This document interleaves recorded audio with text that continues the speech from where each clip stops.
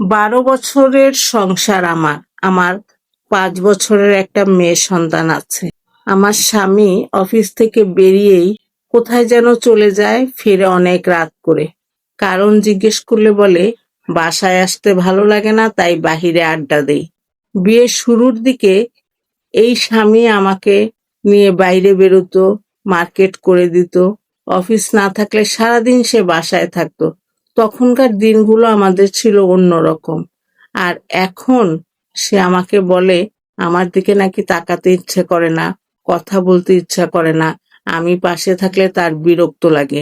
আর বাইরে থাকা অবস্থায় যদি ফোন করি, ফোনটাও সে রিসিভ করে না। রাতে যদি কাছে আসতে চাই, তখন রুড ভাষায় কথা বলে।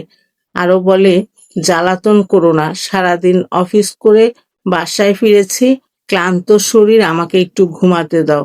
আমি আসলে বুঝি না কেন আমার সাথে ও এরকম করছে। আমি দেখতে সুন্দরী, স্মার্ট, শিক্ষিত একটা মেয়ে।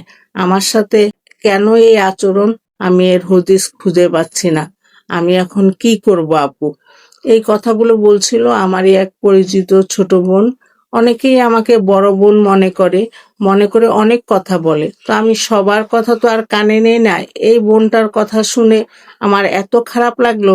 আর ইদানিং তো দেখছি যে অবিবাহিত মেয়েরা বিবাহিত পুরুষদের গলায় ঝুলে পড়ছে।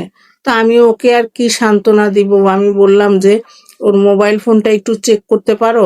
মোবাইল ফোনে নাকি এমন ভাবে লক করে দিয়েছে, মোবাইল ফোন ধরতে পারবে না, কোনো পারমিশন নাই।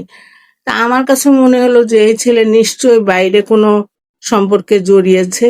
আর ক্লান্তি ক্লান্তি কিছু না, বাইরে কোনো সম্পর্ক আছে, তাই তার কাছে এখন ঘরের বউ ভালো লাগে না। আসলে আমরা অসুস্থ এক পৃথিবীতে বাস করছি। এখানে কে কার ক্ষতি করবে, কে কার সংসার ভাঙবে, এই প্রতিযোগিতায় ব্যস্ত। আর এখনকার জেনারেশন তো দেখছি অবিবাহিত মেয়েরা বিবাহিতদের গলায় ঝুলে পড়ছে। আমি আসলে বুঝলাম না, বিবাহিত পুরুষদের কি এত মজা লাগে? অবিবাহিত ছেলের কি অভাব পড়েছে এই দেশে? আর আমাদের সময় স্বামী স্ত্রীর সম্পর্ক ছিল কেমন, আর বর্তমান সময়ে কি দেখছি?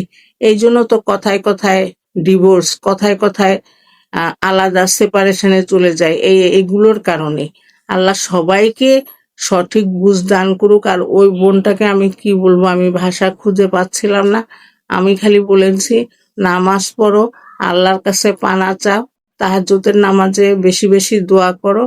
এইগুলি বলেছি আর কি। আসলে আমি না এখন এগুলো শুনতে শুনতে, আর ইদানিং তো ফেসবুকে আরো বেশি দেখছি এগুলো।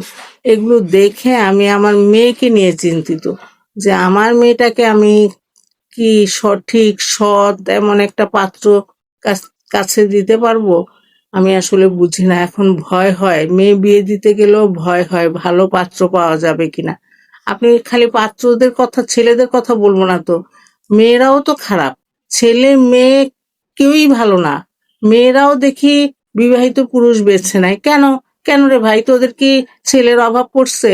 তোর মা বাবারে বল, ভালো দেখে ঘর দেখে অবিবাহিত ছেলে কি নাই দুনিয়াতে?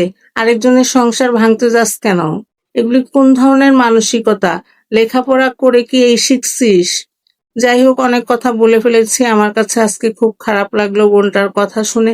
কি সান্ত্বনা দিব আমি আসলে খুঁজে পাচ্ছি না। সবাই যার যার জায়গা থেকে সতর্ক থাকবেন, ভালো থাকবেন। আল্লাহ হাফেজ।